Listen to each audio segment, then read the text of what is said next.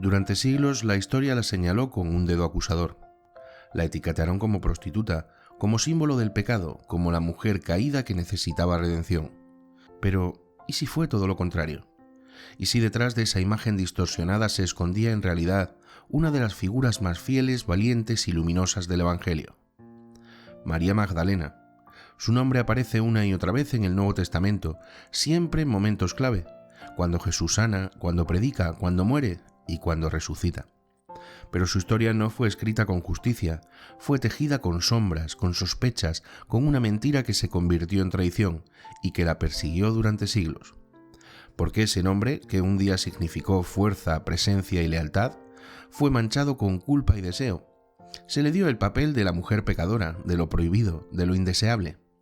Pero si uno se detiene a mirar con atención, se da cuenta de que todo esto no fue más que una narrativa impuesta, un molde forzado, una estrategia que la despojó de su verdadera identidad. Entonces, ¿quién fue realmente María Magdalena? ¿Qué papel jugó en la vida del hombre que cambió la historia del mundo? ¿Y por qué resulta tan incómoda su presencia para quienes escribieron los relatos sagrados? Mucho tiempo se nos enseñó que fue una pecadora arrepentida, pero los evangelios cuentan otra historia. Una historia que habla de una discípula libre, con pensamiento propio, con liderazgo, con una voz que desafió lo establecido. Una mujer que no solo creyó en el mensaje de Jesús, sino que lo vivió hasta las últimas consecuencias. En este capítulo de Historias de Énegon y en previa a la Semana Santa, vamos a adentrarnos en uno de los relatos más tergiversados de toda la tradición cristiana. Vamos a reconstruir el camino de una mujer profundamente espiritual, fiel, lúcida y sobre todo valiente, porque mientras los discípulos huían, ella se quedó. Y cuando el miedo lo cubría todo, su fe permaneció intacta. Bienvenidos una semana más a nuestro canal. Bienvenidos a Historias de Énegon. A orillas del mar de Galilea, ese gran lago de agua dulce que también conocemos como el lago de Tiberíades, se encontraba una pequeña pero próspera aldea llamada Magdala. No era un lugar perdido en el tiempo, ni una aldea insignificante. Al contrario, Magdala era un enclave comercial importante, donde se cruzaban pescadores, comerciantes, mercaderes y viajeros. Sus calles olían a pescado salado, a telas traídas de lejos, a vida en movimiento. Apenas a 7 kilómetros de Cafarnaúm, donde también predicaría Jesús, Magdala fue la cuna de una mujer que marcaría la historia de la fe. María, conocida simplemente como la Magdalena. Para entender quién fue María Magdalena es necesario comprender también el mundo que la rodeó. Palestina en el siglo I no era un lugar tranquilo. Era una tierra ocupada por el Imperio Romano, un territorio tenso, lleno de tensiones sociales, religiosas y políticas. El pueblo judío vivía dividido en distintas corrientes: los fariseos, guardianes estrictos de la ley; los saduceos, ligados al poder del templo; los celotes, revolucionarios que soñaban con expulsar a Roma por la fuerza; y los esenios, místicos que buscaban la pureza retirándose al desierto. En medio de este hervidero de ideas y esperanzas mesiánicas aparece un predicador distinto: Jesús de Nazaret. No era sacerdote, no era escriba, no venía del templo ni del poder. Era un hombre que hablaba en parábolas, que curaba sin esperar nada a cambio, que comía con recaudadores de impuestos y conversaba con mujeres. Su mensaje para muchos era escandalosamente simple: amor, perdón, compasión y justicia. Y aquí es donde aparece lo verdaderamente revolucionario. Jesús no solo predicaba un mundo distinto, también lo vivía. Mientras otros maestros habían apartado y apartaban a las mujeres del círculo de la enseñanza, él las incluía. Les hablaba, las sanaba, les daba un lugar, y en ese gesto abría una puerta que hasta entonces había estado cerrada durante siglos. En aquella sociedad profundamente patriarcal, las mujeres no podían estudiar la Torá, no podían dar testimonio en un juicio ni ser discípulas formales de un maestro. Estaban relegadas al silencio, a lo doméstico, a lo invisible. Por eso cuando María Magdalena se une al grupo de seguidores de Jesús, no está haciendo simplemente un acto de fe, está rompiendo un esquema, está cruzando una línea invisible pero poderosa. Y Jesús no solo lo permite, lo celebra. María no es una seguidora más, es una mujer que se atreve a caminar con ellos, pueblo tras pueblo, compartiendo las enseñanzas, ayudando, escuchando, aprendiendo. No está sola, con ella hay otras mujeres, Juana, Susana, Salomé, mujeres que según el Evangelio de Lucas sostenían el movimiento incluso económicamente, es decir, mujeres comprometidas, activas y presentes. María de Magdala no era la pecadora que nos contaron, era la discípula, la testigo, la que caminaba junto al Maestro cuando otros se quedaban atrás. Una mujer que la historia intentó reducir, pero que el Evangelio nunca logró silenciar. Cuando abrimos los Evangelios y leemos con atención, María Magdalena no aparece como una figura secundaria ni mucho menos como un personaje decorativo. Todo lo contrario. Su nombre se repite, se mantiene, atraviesa los momentos más intensos del relato. Es como un hilo sutil que une los episodios más cruciales de la vida de Jesús: la sanación, la muerte y la resurrección. El Evangelio de Lucas menciona que Jesús expulsó de ella 7 demonios. Durante mucho tiempo esto se interpretó literalmente como si se tratara de una posesión demoníaca. Pero el número 7 en la tradición judía representa la totalidad, la plenitud, con lo cual puede que ese pasaje no hable tanto de entidades malignas como de sanación completa. Tal vez se trataba de una mujer atravesada por el dolor, por la enfermedad, por heridas internas o sociales, y que encontró en Jesús una transformación profunda, una liberación integral.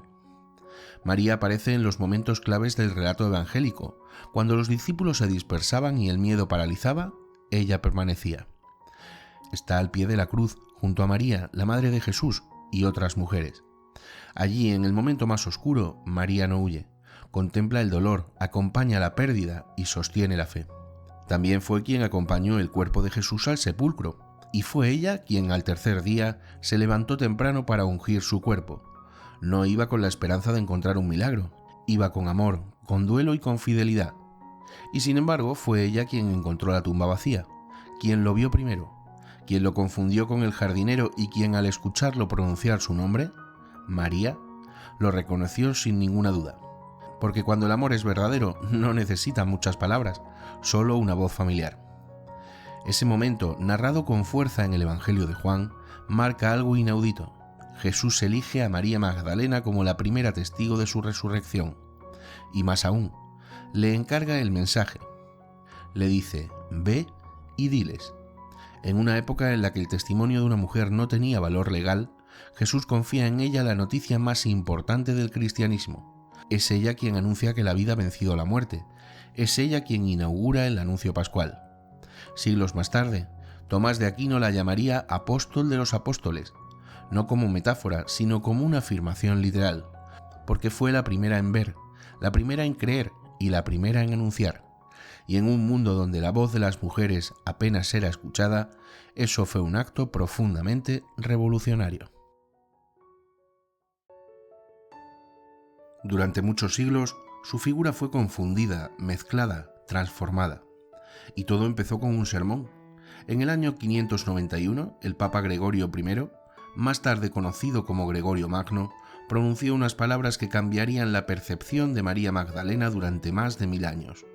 En aquel discurso unió 3 personajes distintos del Nuevo Testamento en una sola figura: María Magdalena, María de Betania, la hermana de Marta y Lázaro, y la mujer anónima que ungió los pies de Jesús con perfume y los secó con sus cabellos. 3 mujeres que la tradición fundió en una sola. Y así nació la gran confusión.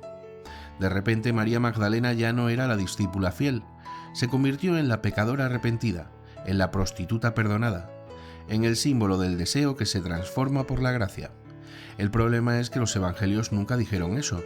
No hay ni una sola línea que vincule a María Magdalena con la prostitución, ningún pasaje que hable de una vida de excesos, de pecado carnal ni de redención moral en ese sentido. Todo lo que sabemos de ella es que fue sanada por Jesús, que lo siguió fielmente, que estuvo con él hasta el final y que fue la primera en anunciar su resurrección.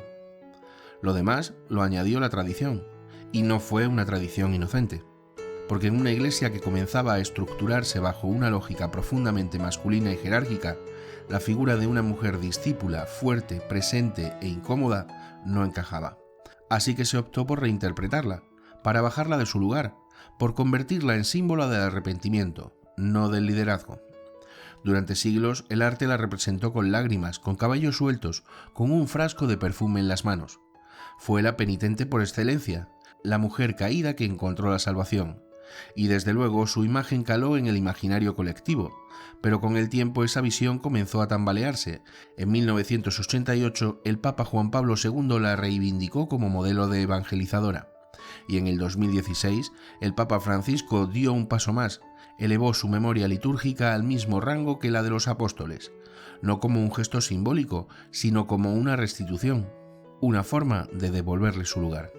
Poco a poco, entre las capas de siglos de distorsión, ha empezado a emerger otra Magdalena, no la pecadora, no la imagen idealizada, sino la real, la discípula valiente, la mujer que nunca dejó de creer. Para conocer de verdad el alma de María Magdalena no basta con quedarnos en los evangelios canónicos. A veces las voces más reveladoras sobreviven en los márgenes, en esos textos que fueron descartados por la historia oficial, pero que siguieron latiendo en comunidades que no se resignaban al olvido. Los llamados evangelios apócrifos o gnósticos, textos que aunque no fueron reconocidos por la Iglesia institucional, ofrecen visiones muy valiosas sobre el cristianismo primitivo y sobre figuras como María. Uno de los más importantes es el Evangelio de la propia María, un manuscrito fragmentario descubierto en el siglo XIX que nos muestra una figura muy distinta a la que la tradición oficial nos enseñó. En este texto, María no es una mujer silenciada, es una líder espiritual, una mujer fuerte, segura, capaz de consolar a los discípulos, de enseñarles lo mismo que Jesús le transmitió en privado. Su papel es activo y su presencia es clave. En uno de los pasajes más llamativos, Pedro, sí, el mismo Pedro que se convertiría en piedra angular de la Iglesia, duda de ella. Le pregunta si de verdad Jesús pudo haberle confiado enseñanzas que no compartió con ellos. María no grita, no se impone, responde con serenidad, con la autoridad de quien ha vivido algo profundo, transformador, desde la fe, desde la certeza. Esa escena ha sido leída por muchos como el reflejo de un conflicto real, el liderazgo femenino en una comunidad donde algunos no estaban preparados para aceptarlo. Otros textos gnósticos, como el Evangelio de Felipe, también la muestran en una posición especial. Allí se insinúa que Jesús la amaba más que al resto de los discípulos, que la besaba. Ese beso ha sido objeto de 1000 interpretaciones. ¿Era un símbolo de transmisión espiritual? ¿Una expresión de afecto profundo? ¿O algo más? Lo cierto es que no hay pruebas sólidas de una relación romántica, pero lo que sí está claro es que su cercanía a Jesús incomodaba. Y tal vez por eso su figura fue desdibujada, porque representaba algo difícil de aceptar. Una mujer con autoridad espiritual, una mujer que comprendía el mensaje de Jesús en profundidad, que no necesitaba intermediarios para acceder a la verdad. De esa incomodidad nacieron siglos de silencio, pero también novelas, películas, teorías, escándalos. Desde el Código Da Vinci hasta los documentales más modernos, la figura de María ha sido reinterpretada una y otra vez. Pero en todo este proceso, lo importante no es si fue esposa, amante o amiga. Lo importante es que fue discípula, compañera de camino, testigo valiente de lo más sagrado. En un mundo donde las mujeres no podían hablar, ella habló, y su voz, a pesar de todo, todavía resuena. Con el paso de los siglos, la imagen de María Magdalena empezó a alejarse aún más de la realidad histórica y bíblica. Durante la Edad Media, su figura se cubrió de símbolos, de metáforas y de leyendas. Ya no era solo la mujer del Evangelio testigo de la resurrección, era también la gran penitente, la santa de los arrepentidos, la mística solitaria. En el arte medieval su imagen aparece con frecuencia, melena suelta como símbolo de sensualidad, túnicas rojas, un frasco de perfume en las manos.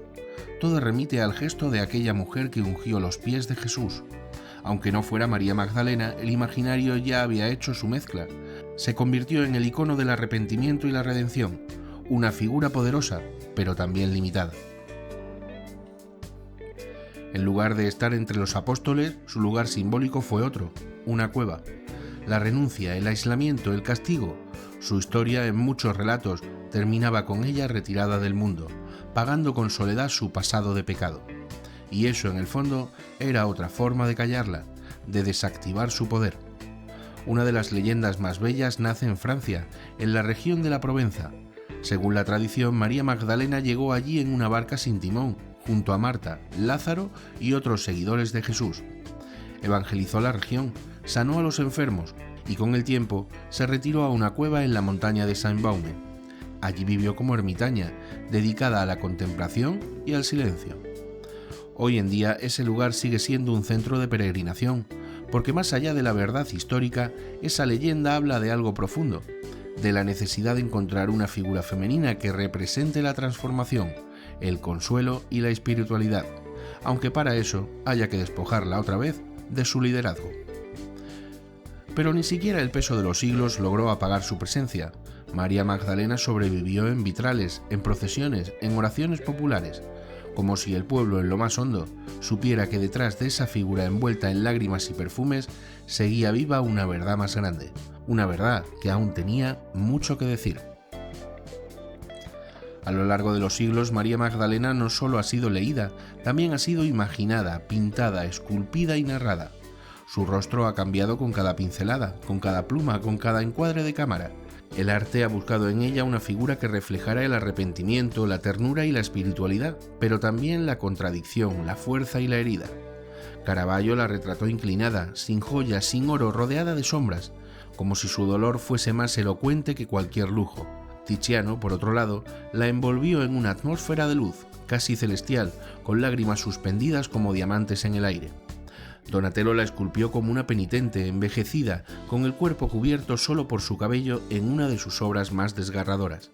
Y el Greco la elevó entre lo humano y lo divino, suspendida en un espacio donde el alma parece flotar.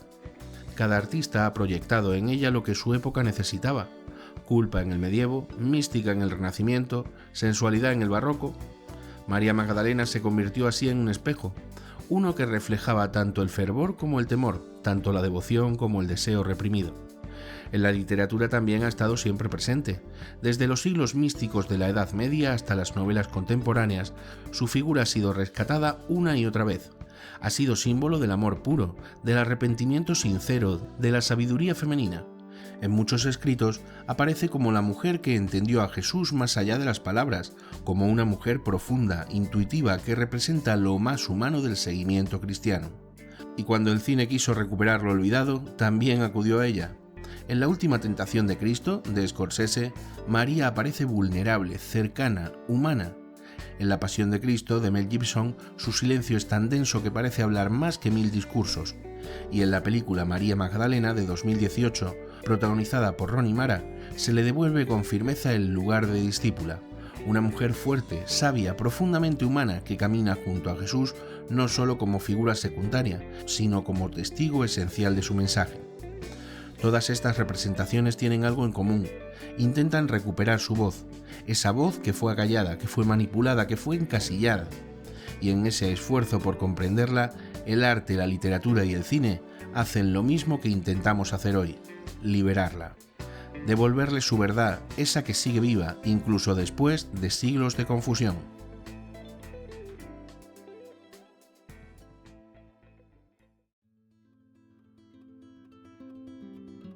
Hablar de María Magdalena también es enfrentarse a una tarea necesaria: desmontar mitos.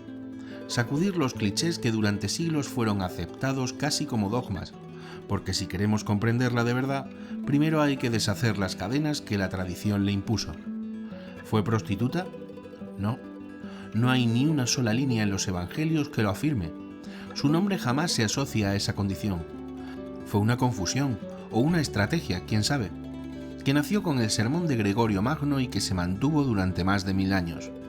Una lectura interesada que necesitaba una figura femenina para representar el arrepentimiento, y encontró en ella el molde perfecto.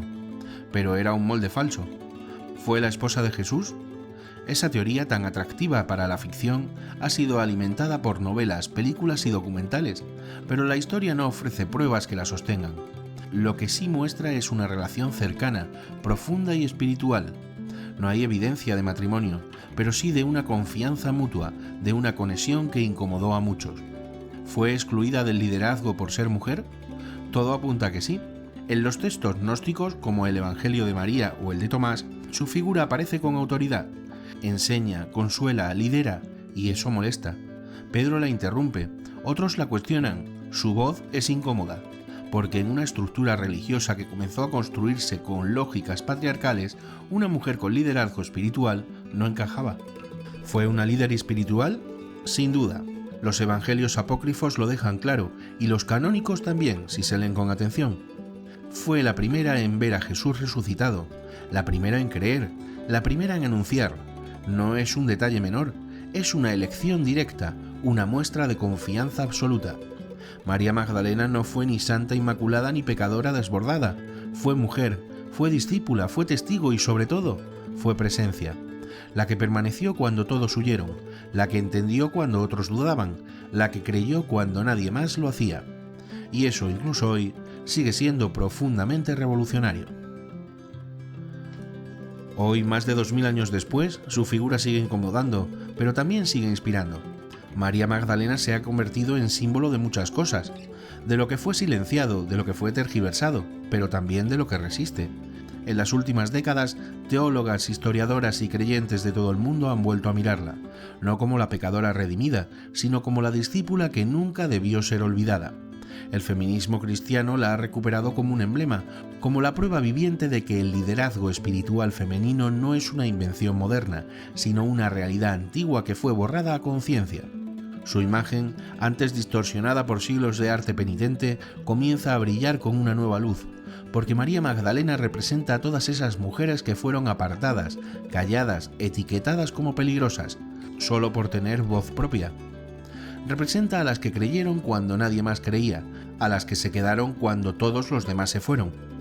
Su historia ya no pertenece solo a los templos ni a los libros sagrados, pertenece también a todas aquellas personas que alguna vez se sintieron mal contadas, que vieron cómo otros escribían su historia sin preguntarles y que hoy, como ella, están dispuestas a recuperarla. María Magdalena no necesita ser reivindicada con estruendo. Su fuerza está en el susurro, en la constancia, en la fidelidad, en ese tipo de amor que no exige protagonismo, solo presencia. En conclusión, María Magdalena fue muchas cosas, pero sobre todo fue eso, presencia. Una presencia silenciosa, firme, que no pidió permiso para quedarse cuando todos los demás se fueron. Una mujer que no necesitó títulos ni reconocimientos, solo fe y amor. Mientras Pedro negaba y los discípulos huían, ella permanecía, en la oscuridad del Gólgota, junto al cuerpo sin vida del Maestro, junto a la madre que lloraba. Fue ella quien preparó los aromas, fue ella quien madrugó al tercer día, y fue ella quien escuchó, entre lágrimas, que la muerte no tenía la última palabra. No hay que reivindicarla, solo hay que escucharla, dejar que su nombre vuelva a ocupar el lugar que le pertenece. No por romanticismo, no por ideología, sino por justicia. Porque la historia no necesita ser reescrita, solo necesita ser contada completa, sin tachaduras, sin versiones convenientes y con la verdad por delante.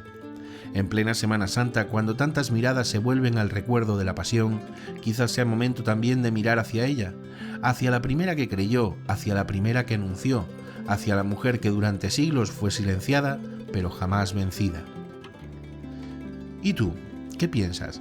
¿Fue María Magdalena una figura manipulada por siglos o la primera gran líder olvidada de la historia del cristianismo?